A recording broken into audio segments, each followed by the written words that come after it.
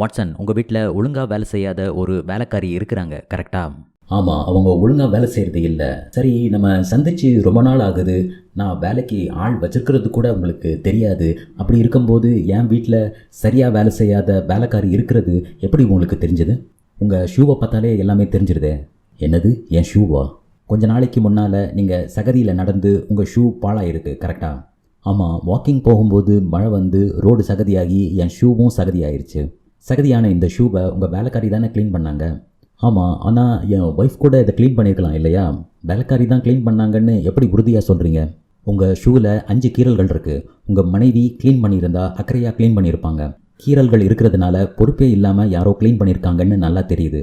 அப்போது அது உங்கள் வீட்டு வேலைக்காரியாக தானே இருக்கணும். ஓ, சபாஷ் மிஸ்டர் ஹோம்ஸ், உங்களுடைய துப்பறியின் திறன் ரொம்ப அபாரம்.